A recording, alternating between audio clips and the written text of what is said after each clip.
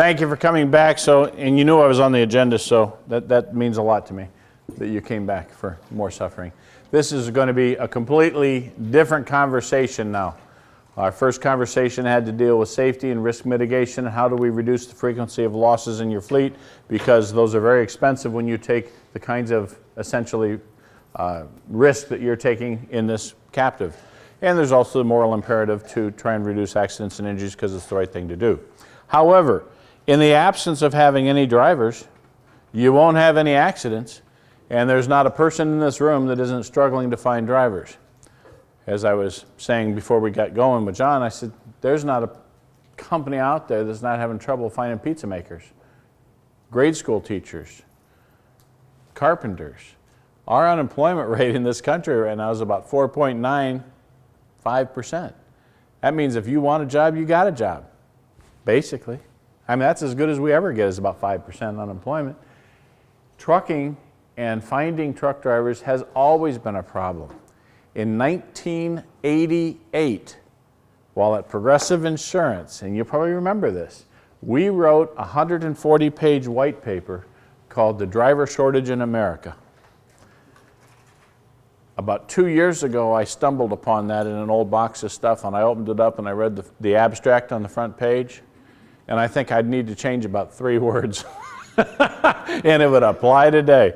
It ain't no better and it ain't no worse, it's just the same. It is a problem. And so I want to talk a little bit about the driver problem, no more than a dozen slides to frame up the problem.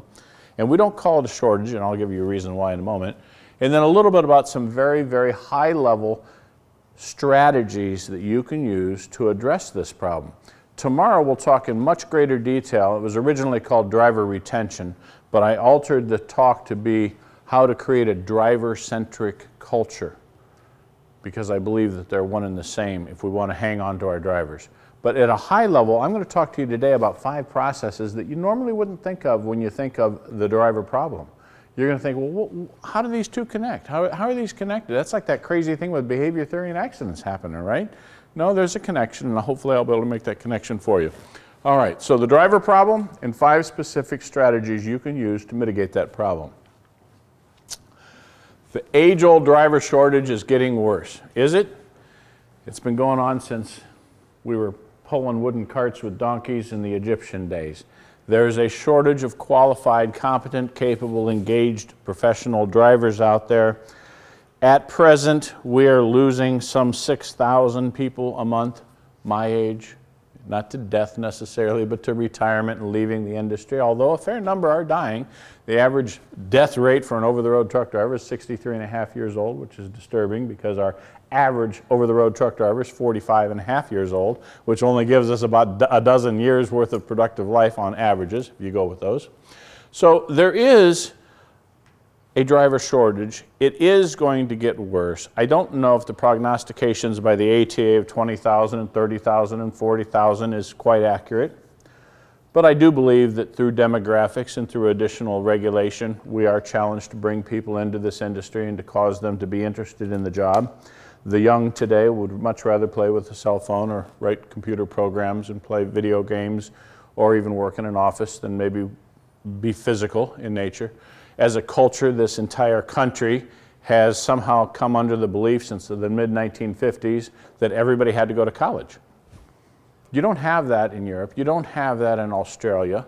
A lot of folks grow up knowing that they're going to go to a trade school. They're going to be a plumber. They're going to be a carpenter. They're going to be a mechanic. And that's a noble profession that pays well, and it's a nice middle-class job, and they can live a wonderful life. There's no embarrassment from that. But in America, because we are all overachievers and type A's, everybody suddenly had to go to college. And so a lot of kids today go to college in the pursuit of some better job, and then what do? They come back and live with their parents for a couple years, and they work at Shakey's Pizza. All right, so it's true. I'm sorry, it's just true. It's a cultural phenomenon that we're seeing right now.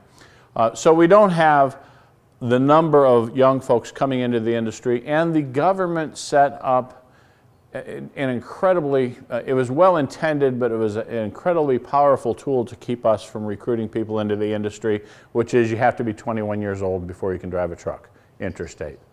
And so what happens is if a kid did come out and wanted to drive a truck and he's 18.5 years old, He's got to wait 3 years, which means during a 3-year period of time, he's going to pick up probably some kind of a skill, whether it's a carpenter or a plumber or a tradesman or something else, and he would have to abandon those 2 or 3 years of his life to pursue a career as a driver. We are big, big supporters of 18-year-old truck drivers with proper training. Now, that may be heresy to you. You may think I'm wrong. The insurance underwriter might think I'm wrong. I believe a well-trained 18 or 19-year-old is as good as the pig in the poke 32-year-old that you just hired who's been around 9 years with Werner or Swift and picked up a lot of bad habits along the way. That's a personal opinion. I could be wrong. I think it would be a great opportunity, however, if the government dropped it to 18 years with the stipulation that there had to be very rigorous training involved. So the problem has been there for a long time. However, we believe the problem is principally churn. There's glasses here. I went to the grocery store the other day and there were a lot of cantaloupes. I went to the gas station and I went to fill up my car. There was gasoline in the tanks down below. All of those things got there on a truck. We say if you wore it, ate it, slept on it, lived in it, it came on a truck. There's no shortage of anything. Go to a store, go to a mall, go to anything that you would buy something and it's there, isn't it? Have you gone and seen like the empty Russian shelves, you know, of yesteryear? It's like, oh my God, there's nothing here. There's no peanut butter for the kids. No, it's there.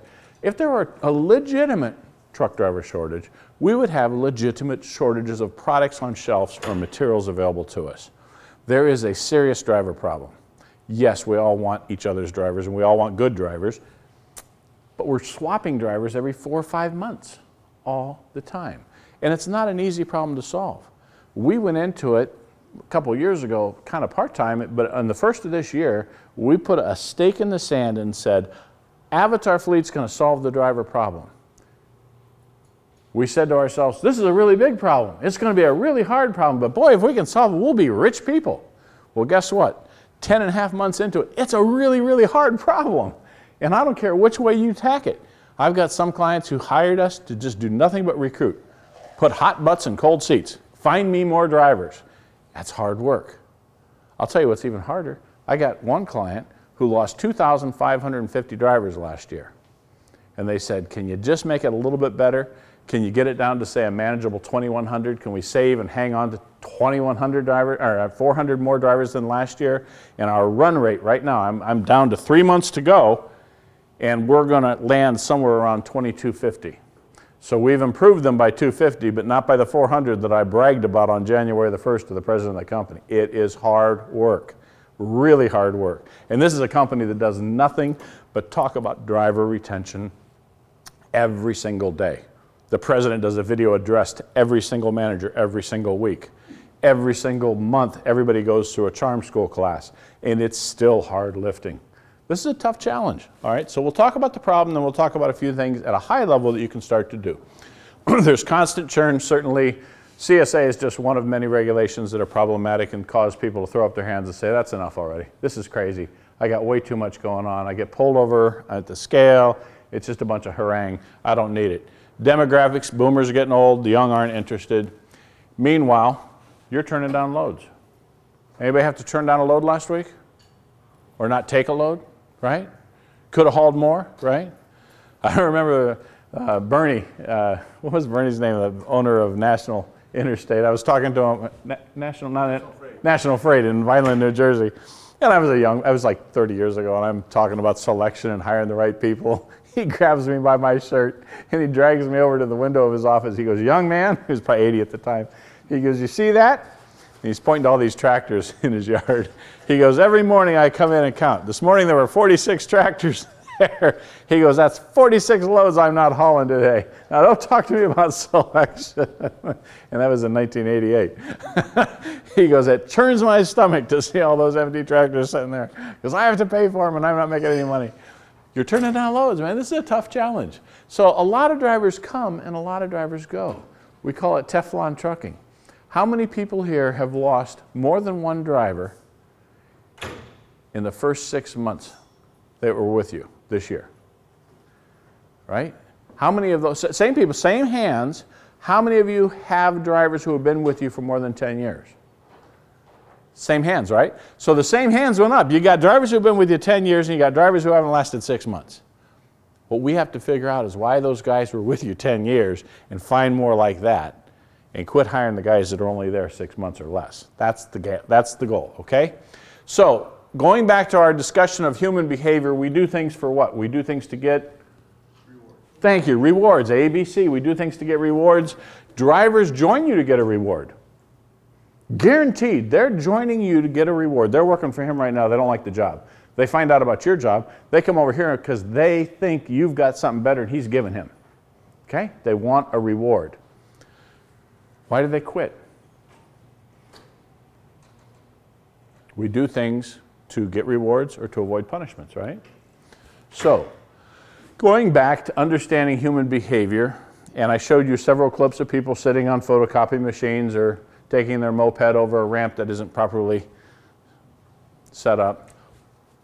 I came across this picture and I thought, I got to use this picture somewhere. I don't know where I can use this picture. Why do people do the crazy things they do? What is the possible motivation? The thrill of sitting here drinking wine on a picnic table hanging off of a cliff? I don't get it, but I had to show it because people do strange things. Their motivations may be different than your motivations. And with drivers, their motivations may be different between Bob and Bill and Angelo, okay? So every one of us behaves in ways that get us those rewards. I mentioned the drink. That's easy. Everybody understands it. I'm sorry. I have to stop just for 1 second and say, subconsciously, you're sitting there right now, right before I started to talk, and you're going, Whiffam, what's in it for me? Do I really want to pay attention to this guy? Does he have anything worthwhile to say at all? This is really boring. I don't want to have to listen to this guy. The truth is, this is what's happening in our schools. A 12, 13, or 14-year-old sits in geometry class in the inner city of Detroit, and they're trying to figure out, what's in it for me? Why do I care about the Pythagorean theorem? Why do I care about the quadratic equation? How in the world is this going to help me in my personal life and in my daily routine? How is this going to help me meet Debbie over here? It's not. And so they shut down because the Whiffam is not there. There's no response to what's in it for me. Every single day when you start a training class, every single day when you meet with someone, your wife, your husband, the first unasked question subconsciously is always Whiffam. What's in it for me? We are a selfish species. We want to take care of numero uno first. And our subconscious is winning that game all the time. What's in it for me? If there's not anything in it for me, I'm not going to do it. Even Mother Teresa, you say, oh, Mother Teresa was such a wonderful, giving person, and she gave to the poor and she helped people. Sure she did, because she got a charge out of it. There was still something in it for her that she did that because that was her personality to give. We all and every one of us want to take care of numero uno first, so when your drivers come to you, their brain says, what's in it for me? So how does it apply to them? They ask themselves, when they're applying to you, what's in it for you, for them? They ask that question on day one, why should I stay? They ask that on month one, why should I stay? They had asked that on year one, why should I stay? You might not overtly think you're doing it in your marriage, but you do. It's back there, it's in the back, going on all the time like an endless loop at 33 1/3 if you're my age, because that's how fast the records used to go. I mean, you don't know what a record is, do you? Okay. All right, so subconsciously this question is going on in their mind. Drivers join you to get a quality of work life. First and foremost, this is going to be a quality job. Whether quality is the same for each driver, of course not. It's always different. But a decent vehicle, a decent route, a decent treatment, decent pay, attention, respect, a voice at the table. You notice next to good pay I wrote down competency. I have been working on this for some time now, and I may be wrong, it's just an opinion, but I think all too often when I do exit interviews of drivers who say they didn't respect me, they didn't appreciate me, it's the result of mistakes. Honest mistakes made maybe sometimes by a dispatcher, maybe sometimes by a shipper, maybe even sometimes by the salesperson who didn't buy or sell freight in particular lanes that aligned with the driver. But mistakes are made that are of a competency nature that dribble down to impact the driver and the way the driver gets paid. How many people here pay their drivers by the mile or by the load? What happens if there's bad weather? there's a good chance they're going to take it on the chin. What happens if there's a traffic jam? What happens if there's a breakdown? What happens if there's a mechanical defect? What happens if the shipper sends them to the wrong location or gives you a bad address? Oftentimes, not always, but oftentimes that trickles down to the driver. I was meeting with a very big company and I said, you need to have some kind of basic guarantee. And the guy says, we had a guarantee one time, productivity went down 15%. I said, I'm not talking about just a salary, I'm talking about a minimum threshold that you're going to guarantee them. I said, everybody in this room, there are a bunch of guys with ties, suits on, everybody in this room makes a very good living. Some of you make a few $100,000 a year. You get the same paycheck every 2 weeks, every Thursday. Bingo, here it is, comes automatically deposited into your check. I said, none of you worries about the price of gas, none of you worries about the price of groceries, none of you worries about whether or not you're going to be able to pay for your kids' clothes next week. A driver is like treading water. Their nose is 1 inch over the water line like this. And on Tuesday afternoon, they missed a load. For no fault of their own, they missed a load. Next Friday, they can't pay the Ford F-150 payment because they're living check to check. They don't have $50,000 in the bank, they're living check to check. It's just the job, that's what it is, that's their pay. They're not savers, they're not financial planners, they haven't thought ahead, and their wife goes, what the hell, we can't make the payment. What's gonna go on? Well, we can't feed the kids this week because we can't make the payment. So something bad happens in the form of competency that hurts their pay. When they quit, they inevitably said they didn't respect me, they didn't appreciate me, they lied to me. And I would argue that 99% of the time, none of those is true. I would say rather an honest mistake was made and it was perceived by or interpreted by the driver as disrespect because they got nothing else to go by. Why would they do that to me otherwise? Okay, so they join you to get these things.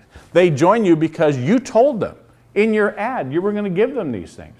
Your recruiter said, oh yes, we're going to treat you with respect. Oh yes, we get our drivers home every weekend on time.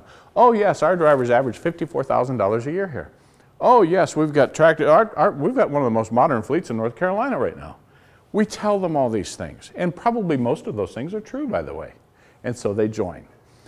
And on day one, the positives outweigh the negatives. I can guarantee this. I can bet everything I own that on day one, in the driver's mind, the positives outweigh the negatives, or what? Or he wouldn't join you. He would go somewhere else. The positives outweigh the negatives. He added it all up. He made a risk, value, benefit decision with that teeter-totter, and he says, yep, I'm going to get more good here than I got where I'm at. I'm changing jobs, and I'm going to work with Joe over here because I've got more to win. I've got more wins over here, right? So on day one, the positives outweigh the negatives. They're coming on for quality work life, good pay, attention, respect, and a voice at the table. But eventually we get to what we call day X. Day X could happen in a month. Could happen in 3 or 4 months. Rarely does it happen at 2 or 3 years, but it does. But at some point we get to day X and they said, screw it, I'm out of here. What happened between day one, when everything was rosy, and day X, when they say, it's gotten so bad I gotta leave? The negatives outweighed the positives.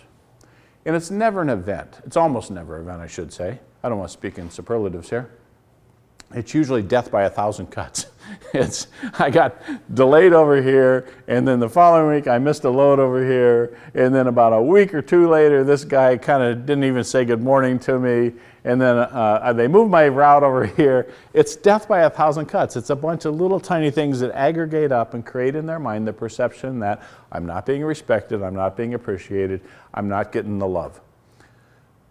At the risk of being politically incorrect, how many people here have ever gone through a divorce? Raise them proud. Yeah, of course we have. On day one, it seemed like a good idea.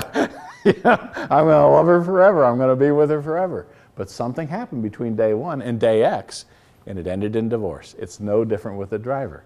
On day one, the positives outweigh the negatives, but death through 1,000 cuts causes them to leave. So they join you to get quality work life, good pay, attention and respect, and a voice at the table. I can guarantee you they leave for the same reason. They ain't getting it, and so they're like wanderlust. I'm going to go find it somewhere else. This other company's promised all those things. Maybe I should go over there, and maybe they'll actually give it to me. Maybe for once this trucking company will keep its promises and give me the same things that they said in their ad. And the truth is that trucking company is no better than you, and you're no better than they are, because we all are human and we all make mistakes. And so we promise the best, we hope for the best, we try our best, and honest, simple, basic mistakes we call competence lead to the perception that I'm not respected and appreciated. When we did 2,000, what was it, Scott? Over 2,500 exit interviews. Now this is across a wide range of drivers in a variety of types of occupations, from over the road to regional, to flatbeds, to tankers, to food haulers, to refrigerated haulers, to guys bringing produce off the West Coast in containers, and locals, okay? When we interviewed them, this is what they said. Out of 2,500, we got a lot of different answers certainly, but they can all be boiled down to, I didn't make enough money. I'm not satisfied with my home time. I don't like my supervisor, could be dispatcher, could be manager, could be shop manager. It's usually supervisor. I'm not happy with the way I'm dispatched. I'm going to come back to that in a minute. The job isn't what I expected. This is particularly profound in the first 6 months. There are no opportunities to improve my situation. Now that doesn't mean make more money. That does not mean get promoted into a managerial role. That means improve my situation. I got a crummy truck. I want a better truck. My air conditioning unit is not working right. I want it to work right. Right now I'm going to New York City all the time, and I don't want to go to New York City all the time. I wasn't able to improve my situation. The company doesn't communicate with me, and by the way, this isn't unique to drivers. We have surveyed some 200 or 300 companies on a wide range of industries, banking and insurance and hospitals and everything else. The number one thing that always bubbles to the very top of every employee satisfaction survey is they don't communicate. Nobody communicates. You could talk until you're blue in the face and your employees will still say you don't communicate. I think I over-communicate, and Scott will tell you, the first thing people would complain about at Avatar is, he never tells us what's going on. And I spend 2 hours a day trying to tell everybody what's going on. You can't communicate enough. And then finally, I'm not appreciated. Not appreciated is a catch-all for a wide range of sins. If we highlight these: money, home time, supervisor, dispatch, expectations, opportunities, communicate, and appreciated, you might say, oh, those are the reasons. These are the reasons why they left. But as you look at those, just for a moment, I would like you to consider that those are really symptoms. Money isn't the reason. Money is a symptom of a different problem. Whether it's, I don't have freight in the right lanes, I don't have enough volume in this route, or I screwed up and didn't dispatch them on time, or the shop didn't get his tractor turned and out in time, so he had to sit for 2 hours without pay. These are primarily symptoms rather than root causes. I'm going to show you 5 processes that come together to help you solve the driver problem, attract more, hire better, teach and train, and retain drivers at a very, very high level. Each of these is worthy of quite a bit of conversation, and each of these is a process that you have in place today. How many people here have a recruiter or recruit drivers? Of course, you all do. How many people here hire and train, hire and select and credential? Of course, you all do. Every one of you does every one of these things. So let's talk about how we might be able to get just a skosh better on each one. Recruiting is not hiring. Recruiting is not credentialing. Recruiting is not onboarding. But yet all too many companies, the recruiter does all those things. They call them up. They tell them all about the great job. They get the application. They do the interview live or on the phone, and then what? Then they type it into HireRight and they get the background checks, and they get the credentials, and then the person comes in, and then they read them the policy manual, and they say, here's your benefits package, right? It's the same person. And so we confuse recruiting with selection and hiring and credentialing. And often the recruiter is being, not forced, inspired, is being gauged by how many hot butts and cold seats they're bringing in for us. And so they want to bring in everybody they possibly can. So let's just for a moment bifurcate those two. Let's say recruiting is, how many people have seen Mad Men? Remember the TV show Mad Men? Recruiting is Don Draper saying, smoke Chesterfield cigarettes. My cigarettes are better than Camels or Lucky Strikes. You got to smoke these cigarettes. Recruiting is all about, come on down. I got a great job. You don't want to lie. You want to attract the right people, but you want to attract a lot of people. The better you do at attracting a lot of people to the front door, to getting hits to your website, or to getting people to come to a job fair, to have people walk in with a crayon in their hand to fill out an application, the better you do at recruiting, the more you have to choose from. You can't begin, as aptly pointed out by National Freight and Bernie, you can't begin to become selective about hiring drivers if you don't have anybody to select from. If you got one driver, you're going to hire him because that's the only one I got. If I got 50 drivers, I might take the best 5. But if I only got one, I can only go with one. And so you have to grow your recruiting initiative first. When you grow your recruiting initiative, while you want a lot of people, or minions, you don't want all of the minions. Some of them aren't a good fit for you.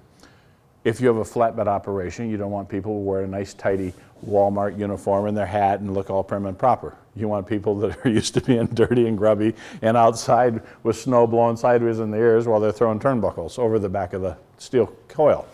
And Joe, you don't want people who want to stick it in the big hole and go to the coast. That's not the job you have available for them. You really want a long-distance pedal operator. And you want somebody that does some very different things at different times during the year between fuel oils and hot tar, whatever it is, right? It's just a different animal. And his driver isn't going to be happy in your role. And so what we want to do is we want to make sure that we're attracting the drivers who are what I describe as a good fit. And if you go back to the can-do, will-do model, I said motivations are the activities and rewards to which we're attracted. You didn't want to be an underwriter. I don't want to be a shoe salesman. I would hate that job. But somebody got up this morning, they're a shoe salesman, they're probably pretty happy.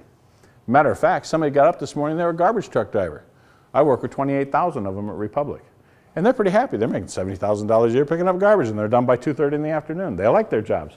They don't even get out of the truck. Forward, dump, back. Forward, dump, back. Great job, right? They love it. My point is, one man's trash, no pun intended, is another man's treasure. You want to find people who would like to do the things that you have for them to do. I got a buddy who hauls tires for Goodyear and Firestone in general. He found a little niche. He hauls tires, and just like your furniture business, you pick up a load of tires and you drop off 400 of them here, 300 of them here, and 500 of them here. Now, fortunately, a tire's round and it rolls off the back of the truck, but you still got to grab it and pick it up and roll it off the back of the truck. It's a physical job. Not everybody wants to do that. Somebody might want to just get in the big hole, head for the coast, right? Roll and rest all the way. You want to find people who are a good fit. How do you know who's a good fit? Who's a good fit for your operation? You have an operation? Trucks? You don't have trucks? What do you hear? Who's got trucks? Just curious about. Just curious. You got trucks? What's a good fit? What's a good fit for you? We have 2 divisions local on the road, so we've got get more drivers than I can shake the stick at. They want to be home every night. Don't shake a stick at them. Let's talk about the over-the-road drivers. Who's a good fit for over-the-road? Describe that person. In fact, think of one of your guys who's been with you 10 years. What are they all about? I would say that they work well on their own. They have a good support system at home. Good support system, okay. Anybody else got drivers that wants to offer what makes a good fit for them? Yes. Some of the best over-the-road drivers, he mentioned the support system. You know, having a trucker's wife at home. I mean, you know, the trucker who's gone 2 to 3 weeks at a time, you have to ask at some point, do you have a relationship? You know, so it takes a different kind of family, wife at home. Also, some of the good ones I think of don't have that relationship. You know, they're okay being single right now. Yeah. And they're willing to do about anything you want to do, but that's going to be a season of life. It's not always going to be that way. Sure. Sure. But if you keep him on the road, he's not going to meet, you know, Mr. Right. You been to a truck stop lately? She's knocking on the door at night, but it's, costs you $20. All right. So we want to get the right fit, and a good fit doesn't quit. I would suggest to you that the person who knows and has never been asked what a good fit is that guy you just described. Your senior drivers who have been with you for 10 or more years have been there for a reason. Now, it could be as bizarre as they like red trucks. I don't know. But if we don't ask the question, we don't know. Scott is trained in a skill called voice of the customer. And voice of the customer is a marketing, selling, business development kind of discipline in which you ask people what they like, what their problems are, what keeps them up at night, and then whatever it is you say, you write down, and then you scurry back to your business and you make a product that does that for them. So if somebody says, I really would like to get my hands on a left-handed boomerang because no one else sells left-handed boomerangs, you write that down, you go back and you say, well, man, if we could just make some left-handed boomerangs, we'd be in business here. Voice of the customer is asking the questions rather than telling the customer, as Apple's pretty good at that, like, you need an iPhone here, and they make a really good iPhone so people buy it. But there was somebody behind the scenes doing voice of the customer. What would you like? Oh, I'd like a camera. Oh, I'd like music. Oh, I'd like GPS. Oh, I'd like a heartbeat monitor. Oh, I'd like a Fitbit. I don't want these things because they'll make my life better. Voice of the customer is asking the question and really listening. This is where you need to begin. Ask your senior drivers why they stay. Be explicit. Sit down with them one-on-one. Spend an hour with them. Find out what they like about your equipment, about your pay, about the routes, about their treatment, about their boss, about the culture, about the benefits, and anything else associated with or related to what we would describe as job benefits. Find out what they like. Now, two things are going to happen. One, you're going to find a couple of surprises. There's going to be a couple of things you're going to uncover and go, holy cow, now I never thought they liked that. Yeah, that's a pretty good thing. Number two, you are going to be providing them the greatest compliment in the world because you've just asked their opinion. And they're going to feel very good that you're asking them why they've stayed with you. And here's another phenomenon that occurs. We believe what comes out of our own mouth. Even if it's a lie, we believe what we say. And so when a driver says, I like it because Bob's always good to me, I just had an opportunity to have him say something good about Bob being good to him. If he says, I'm here because I think their equipment is, and the maintenance here is better than anywhere else I've ever been, and he says that out loud, he's just reconfirmed to himself subconsciously that that's true, and he does believe that. It's why we have such political polarization now. The more times people say, I don't care what it is, the more they believe it. I don't want to get down a slippery slope. Meet your drivers. Spend an hour with them. You can conduct surveys if you need a simple 10 or 20 question survey. We have them available. Just send us a message. We'll send you a survey. Do interviews. The focus group, now let me explain what a focus group is. A focus group is not, I've got this blank piece of paper, guys, let's fill it out. A focus group is, I've got this candy that comes in this gold package. What do you think about it? Is it big enough? Is it shiny enough? Can we open it appropriately? A focus group is really good on beating up on something that's physical or that exists already. I can give you blueprints for an apartment and do a focus group and say, what do you think of this? And somebody says, well, the bathrooms aren't big enough, or the bedroom should be over here off the kitchen. But I can't sit down with a bunch of people, call it a focus group and say, let's come up with a kitchen, or let's come up with a design, or let's come up with an apartment. No, that's not going to work. And so the first thing you do is survey them and interview them and find out 10 or 15 things. And then you sit down with the group and say, hey guys, we believe that what we have heard from our senior people is that these are the three main reasons why people stay here. And then let them beat up on that and argue and debate and discuss. Because again, one man's trash is another man's treasure, so you're going to get some differing opinions. But you want to synthesize those ideas down enough until you can finally create an ad, marketing piece, website, web presence, jobs board, television commercial, whatever it is that speaks to the hearts of those people who are your senior people. But even now, it's not time to run the ad. You create the ad, the marketing materials, the media, and what do? You get back in front of your senior guys again. You say, hey guys, we've written this new ad to attract people who are like you. We want more people like you, not just because you've been here for 10 years. We want people like you because you're a great guy. You're a great driver. You're one of our best drivers. In fact, by golly, let me get you a cup of coffee and let me sit down and show you this ad, and you give me your opinion of this ad. If you saw this ad, would it attract you? And let the guy say, no, because the guy doesn't have a beard, or no, because the guy is too young, or no, because the guy is white, or no, because the guy's got a t-shirt on. I wear a flannel shirt. Let them beat up on it and then tweak the ad until the senior drivers, one at a time and or in a group as a focus group, say, yep, that really is the truth. That really is compelling, and that's something that I would respond.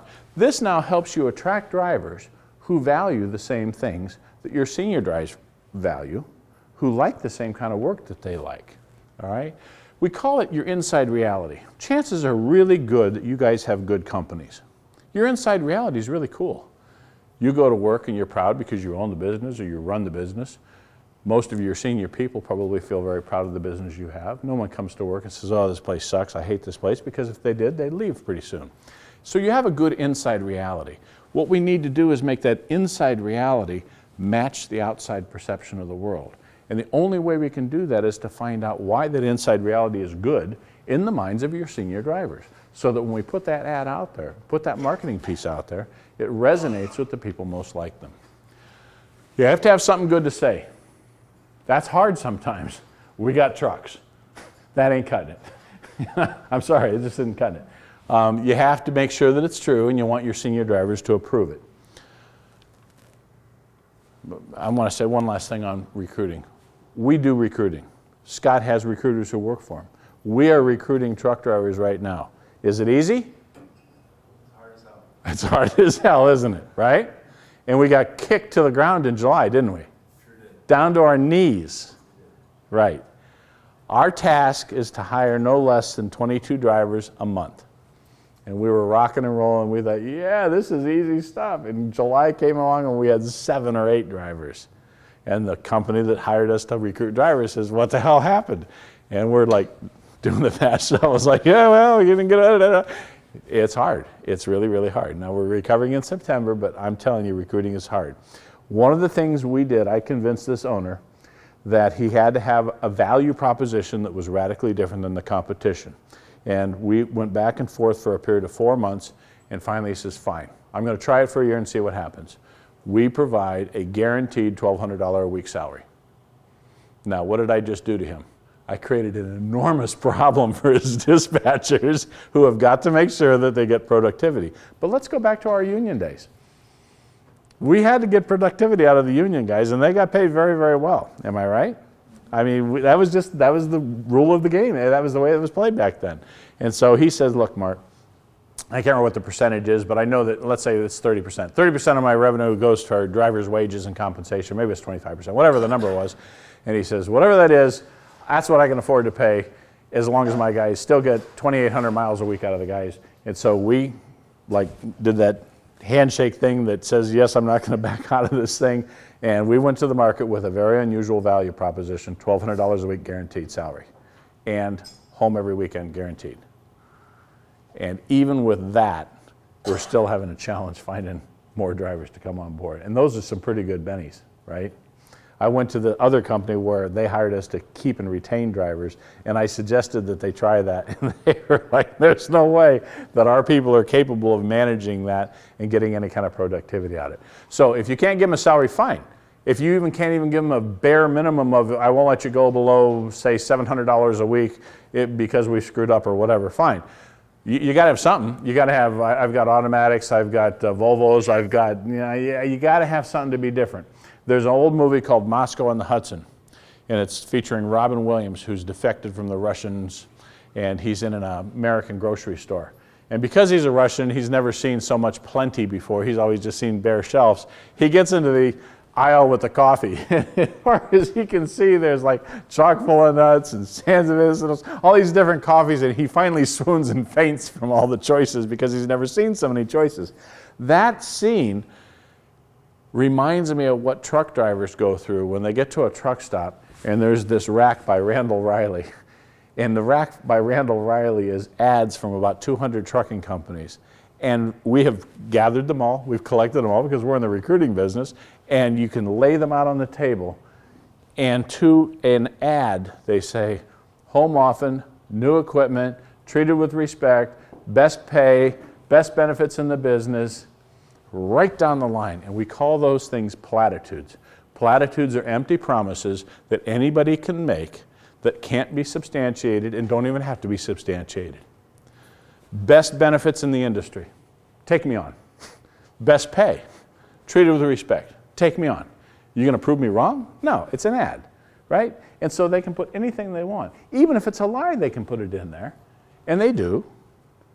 All those ads are the same, and so they're like Robin Williams being overwhelmed by all the coffee. Every single ad reads the same, so what's the poor truck driver to do? Well, they all say the same thing. I like blue trucks. I think I'll go with Werner. I like white trucks. I think I'll go with Swift. That's the only choice they got because everything else looks the same. Or they may, on occasion, talk to a driver at a rest stop.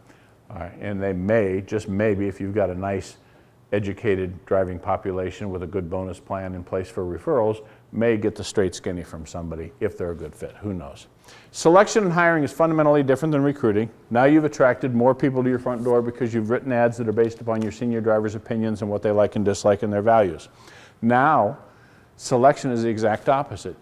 This is not a selection system. And yet this is real. This is a real picture. This is how some people hire, is if you got a CDLA, baby, we're hiring right now. It's like, it reminds me of the Little Rascals with one of the letters backwards or something, okay? You need a system that helps you not only recruit drivers who are like your senior drivers, but hire drivers who are like your senior drivers. You want to hire people who have the same skills, the same likes, and the value the same things that your senior people do. All right, they should like the same things, value them, but you also want reliable, safe, and you want them to serve your customers. I'm going to talk long and hard tomorrow about selection systems and processes that are very, very effective at identifying people who are a good fit for your business as well as risk averse and conscientious. So I'm only giving you 2 slides on that. I'm only going to give you 2 or 3 slides on orientation. Does your orientation, however, look like this? And you're laughing. But this is real, and we've seen it all over the country. I was in Alabama with a very nice lady, director of safety for a company that has a couple hundred drivers, and I said, tell me all about your orientation. I do every orientation. I do them myself. Okay, tell me all about it. They sit right there, and I read them this book. I said, oh boy, that sounds like a great way to start a date. So I'm thinking orientation should be showing the love. It should be the big wet kiss. When you and I start to date or meet and we're going to go through a dating period and dance and get engaged, I don't whip out the rule book on you. If I whipped out the rule book, you'd think, oh my God, this is fatal attraction. This guy's crazy. I'm getting out of here right now. No, instead, it should be a time to embrace and show them the love. They have just made a decision. They have just left a trucking company because they didn't get the respect, the pay, the competence, a voice at the table that I said caused them to leave, and they came to you. And on day one, if this is what you do to them, this is what the other company did to them. Within the first 2 hours, they're going, uh-oh, deja vu all over again. This is exactly the same thing I just went through. Orientation needs to be fundamentally different. If it is different, I can guarantee you your retention rates will go up. Why? Because everybody does that. If you do anything different than that, I mean, we're walking along with names. We're walking along with the president, owner of a company, and he walked by the drivers, and there's 4 people falling asleep in there watching a bad VHS tape of something about brakes or a pitman arm or something like that. It looks like it was in the 1970s. And he goes like this. He goes, I can't watch. He goes, I can't even look in there. I go, it's your company. He goes, I can't look at it. I go, well, fix it. Am I right? He had to hold his hand like this. He says, I can't even look. I said, fix it. You can fix it. You own the company. He goes, what am I going to do? I go, well, don't do that. So orientation should be all about the big wet kiss. It should be show the love. Instead of a sheep dip, you show your appreciation by thanking them. Literally thanking them, looking them in the eye and shaking their hand. Thank you for joining our company. We need every driver we can get, but we want really good drivers. And I heard through the grapevine and from my recruiter that you're a really great driver and you're going to be a good driver for us. I want to make sure that you stay here long term and we have a job for you years to come. You want to reward their decision and make them feel good, like, I finally came to a company that said thank you. You want to explain your expectations. And by that I mean, we don't have lots of rules here. We're not going to beat you up on all these different policies, but our expectation is that you're going to be a defensive driver, you're going to be safe, you're going to provide good care to our customers, you're going to be respectful to others around you, including dispatch and your supervisor. And in return, this is what you can expect from me. We'll pay you fairly, responsibly, we won't jack you around, we won't leave you on the weekend out in the middle of Timbuktu. You want to make sure that everybody's on the same page. The big company I'm working with, the 7,000 drivers, one of the things we first did relative to retention was we created a document. It's not a contract, but it basically says, here's what you've signed up for. Here's what we told you in the ad. Here's what we told you in recruiting. Here's what we're going to pay you. Here's when you can get paid. Here's your rate of pay. Here's what we expect from you in return. Both the guy that does the orientations, who in their case a safety guy, the safety guy and the driver sign it and they both get a copy. The other thing he gets, however, is a ticket. And the ticket is a free pass to go to the manager and bitch and complain if anything on that piece of paper is out of whack at some point in the future. And you should have seen the look on the president's face when I said, we're going to give him this ticket. He goes, oh, no, we're not. I go, oh, yes, we are. I says, either you keep your promises or you don't. And so it's a simple little red ticket that says, I got a complaint, and you can walk in with it. It's a free pass to sit down. The manager's got to stop what he's doing, wherever he's at, and sit down and listen to your complaint and try and resolve the thing. And you say, this is what you told me you're going to do, and this is what happened. And guess what? It's actually working. It's actually working. We don't have an inordinate number of complaints. We don't have a lot of people bitching and complaining unless there's a legitimate reason. And remarkably, some of the managers are actually taking action. This is a company that's got 150 terminals. But some of the managers are actually taking action on some of these complaints and fixing the thing and nipping it in the bud. And by doing so, it builds trust and it builds a sense of respect and appreciation that didn't exist before. Orientation is a process. Most people, when I ask them, do you have an orientation program? Oh, yeah, it's 2 days long. Oh, yeah, it's 3 days long. Orientation doesn't happen in 2 days or in 3 days. You didn't get to know your wife in 2 days. You didn't get to know your church in 2 days. You didn't get to know the Boy Scouts in 2 days. It's a process and it takes time. That's not to say that the person can't be rolling wheels and being productive, but don't think that after they've sat in a sheep dip for a day and a half of reading the policies and signing up for their benefits that they're all oriented, here's the keys to the truck, and never talk to them again. No, it's a process that goes on, and ideally it has a mentor, another driver who's been with you for several years, who can answer their questions. The mentorship process is one in which we give those senior drivers 20 or 30 questions likely to be asked, and the 20 or 30 answers that should be given. And you know the questions, and you know the answers. All you have to do is write them down and give them to your senior guys and say, hey, I'll give you an extra $100 to mentor Bob over here today, all right? And then if they do complain, you have to take action. Let me tell you another quick story. Guy's got 240, 250 drivers. He's an introvert. You know what an introvert is? People they just, when they're in a group like this, the group just sucks energy out of them. They don't want to be in a good group. He hates to get in front of people and talk like I'm doing with right now. I said, here's what I need you to do. After the driver's been with you for 1 week, in exactly 1 week, I want you to call his or her cell phone and ask, how are we doing? Are we keeping our promises? How's your truck? How's dispatch? How'd that first week go? You know what he said to me? Oh, Mark, there's no way. He goes, can you imagine all the bitching and complaining?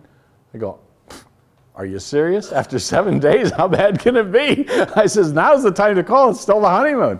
I says, by you calling them, you're the president of this company, and showing them a little bit of care and consideration, and just asking ask the blunt question, how are we doing? We keeping our promises? How's the truck? How's that first week go? Did you make what the miles I said I was going to give you?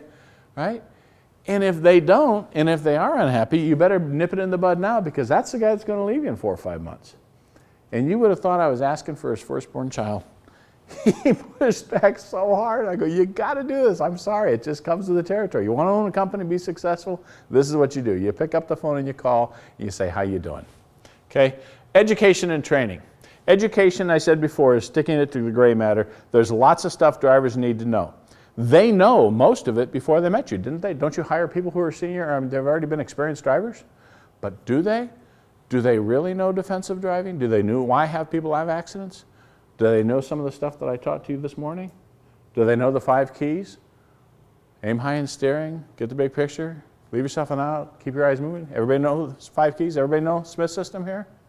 I got something better for you. Okay, talk to you about that later. But do they know those things? Do they have those things top of mind? Do they apply those things? Do they have the right skills? How many people here have either said or heard the words, gee whiz, he was a good driver. I hated to lose him.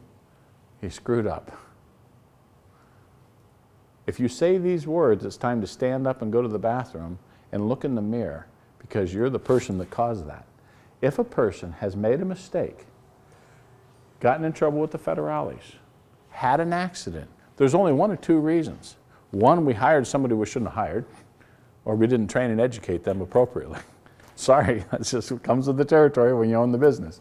Either you didn't hire the right person or you didn't provide the education and training. This is not an acceptable statement to make. He was a great driver, I hated to get rid of him. No, it's on us to hire the right people who are safe and courteous. Yes, we're going to make mistakes, of course we are, but it's mostly on us to hire the right people and to make sure they get the education and training that they need. When we're thinking of education and training, I strongly encourage you to get your frontline people through some kind of charm school. I don't care if it's Dale Carnegie, I don't care if it's PDI or PI or there's a host of others. Basic leadership skills. Most of your fleet managers or dispatchers, well, let me ask it in a question.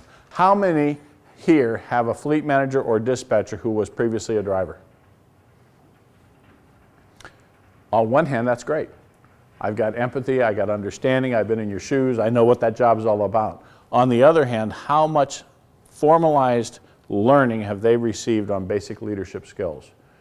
Communication, conflict resolution, building trust, 0.0, generating a fair work environment, right? Basic leadership techniques, active listening.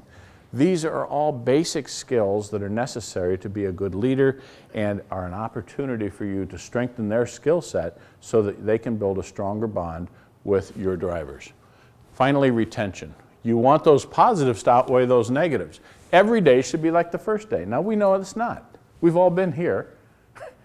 We've all had that first date. We've all had that first week. And you get the flutters in your heart and you're all excited and happy. And it does wane, but you don't want it to get this bad. All right? You don't want it to go from one extreme to the other. Right? And so we want to try and make every day as nice and as close as we can to the first day. You don't want to talk at them. You want to talk with them. Eye to eye, face to face, sitting down together.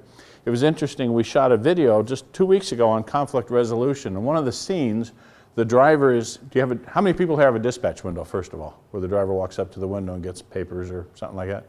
Great, you guys are way ahead of the curve. In my day, we all had dispatch windows, right? Hell, I don't want those Teamsters anywhere near me. And so you'd shove the bills out through the dispatch window, you know, like you're at a drive-in or something.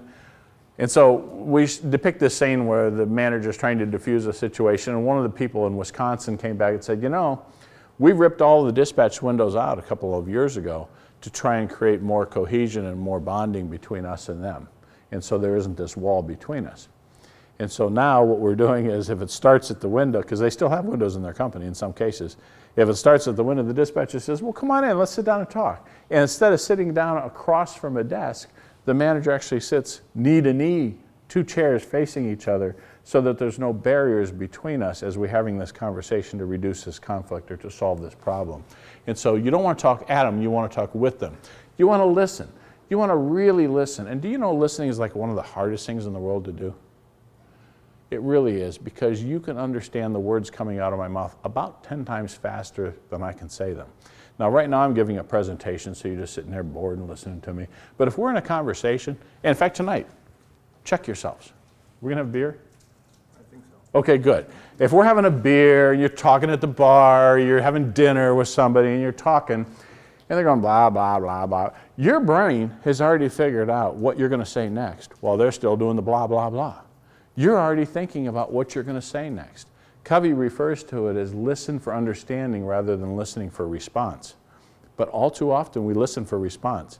Okay, I've heard enough about this crap that he's talking about. Now I'm going to tell him my story, right? It's what we do. But when we're listening to a driver, we need to listen to understand, which means we can't think about what we're going to respond to. We have to just sit silently and listen and understand what their pain is. And then when they're all done, take one deep breath and respond back. Okay, so I think I understand that payroll jacked you around. You didn't get paid for your load from last Friday. I need to investigate that right now. If I get back to you by tomorrow, will that be soon enough? Listening to understand requires you take a deep breath before you respond, and then you parrot back to them what you just heard. Conduct satisfaction. How many people here do satisfaction surveys once a year or more? There's one. Anybody else? Tremendous opportunity, but only if. And only if you're willing to act on something you found out about. Because if you do a survey, it's implied that you're going to take some kind of action. I don't care if the action is, okay, you told me we suck and we're not going to do anything about it. At least that's an action. But you can't not do anything. You have to do something if you do a survey. But surveys are a wonderful opportunity. And SurveyMonkey's like either free or $10 or something. You can, and people can, they all have a smartphone. They can do it on their phone right now. You can do surveys so cheaply, so easily, and get great rich data on why they're there or why they're unhappy. Finally, ask the tough questions. Like my buddy that wouldn't ask the question, here they are. Are you having a good day? That's pretty basic, isn't it? Are you having a good day? Are you happy working here? How can I make your life better? We have a thing at Average called Stop, Start, and Continue. What should I stop doing? Well, stop telling me to piss off. What should I start doing? Well, start treating me with more respect. What should I keep doing? Keep giving me those juicy loads that I keep getting over here that I make a lot of money on. Start, stop, and continue is a great way to break the ice and to get the conversation going between a dispatcher, a fleet manager, and a driver. Finally, I believe that they're your key. Yes, you're the owner. Yes, you're the manager. How often does the driver come and talk to you? Once in a while, maybe. The dispatcher or the fleet manager talks to them every day. Make sure that they're assigned one-on-one. No one should have to have more than one boss. No one wants to have two bosses. Number two, sit in dispatch. Literally force yourself to go out there and sit. Don't do this silly, listening in like they do on call centers and things like. Just sit. Just listen. Listen to the way that people are talking to one another, and you'll find out soon enough if people are if they're faking you out. Somebody will later say, that's not really the way Bob talks to them when you're not in the room over there. You'll find that out. Sit in dispatch and listen to it. Those are opportunities, those are learning moments to talk to your managers and your dispatchers about how they might listen a little bit better. Make sure your dispatchers have those skills that I talked about: communication, empathy, and leadership. And finally, and this is a biggie, I believe strongly that no less than 10 to 15% of a dispatcher's pay should be tied directly to the retention of his or her drivers. And you're going to say, oh, Mark, I can't do that. I'll lose my dispatchers. No, you won't. What you'll do is you'll keep your drivers. If you tie some of their pay to the retention of their drivers, they'll care more about not losing drivers. Now, you can do it in a couple of ways. You can say, well, I was paying them $10 an hour, now I'm going to pay them $9 an hour and $1 bonus for retention. Or you can say, I was paying them $10 an hour and I'm going to pay them $1 more for retention. Either way, tie a little piece of their compensation to the retention. And then put a big board up in your dispatch room.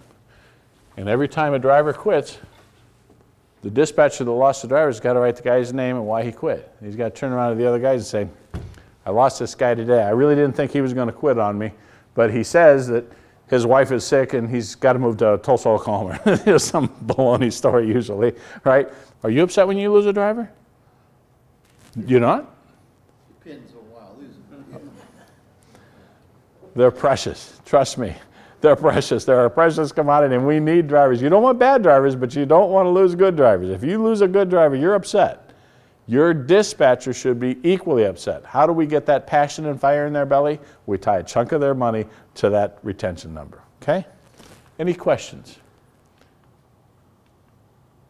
I'm sorry, I've got one more slide I want to go over before I go questions. I said that these symptoms were why drivers leave. And I said that these are 5 solutions that could combine to help you reduce those symptoms. The first is money. If you do a better job of portraying the real job, the nature of the job, and the pay of the job in your recruiting and in your selecting and your orientation, the money problem gets a little bit better.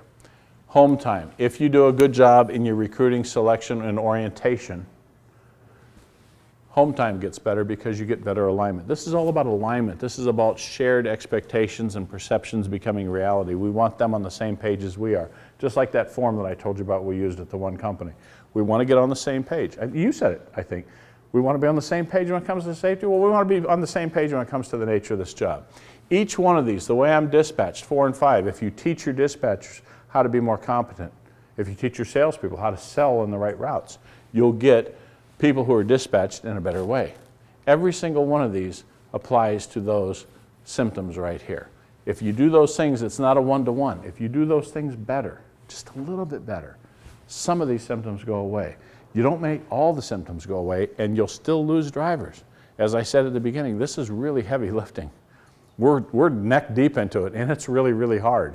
We're making a little bit of progress and we're working our tail off on it, but you have to give it that level of attention and that level of energy. It's hard work and it needs processes. We have some of those processes. We have some of those documents for you, including this on the website. We have some surveys for you and we have some educational tools for you. We're here to help. Just give us the call and let us help, okay? There are 3 kinds of drivers. The ones who work for you, the ones who don't work for you, and the ones who used to work for you. In every case, they are a prospect. While we were sitting here,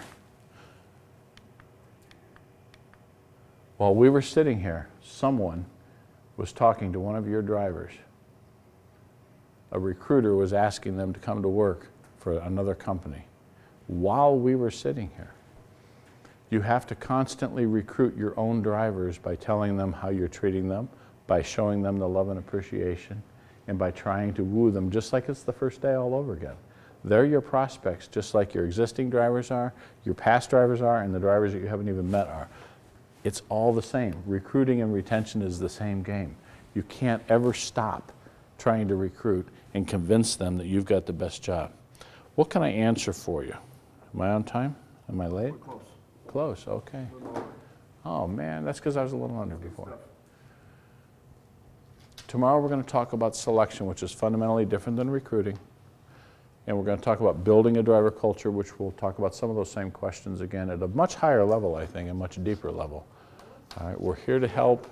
Let us know how we can help. I know you all want more drivers. Hell, we want more drivers. But process can help. It can't solve all the problems, it can help some. And I know that that's not why you joined the captive. You joined the captive for other reasons: safety, risk mitigation, risk transfer, lower costs. But we know that this is what keeps you up at night. And so this is where we're focused on most of our energies, okay? Thanks so much. Appreciate it.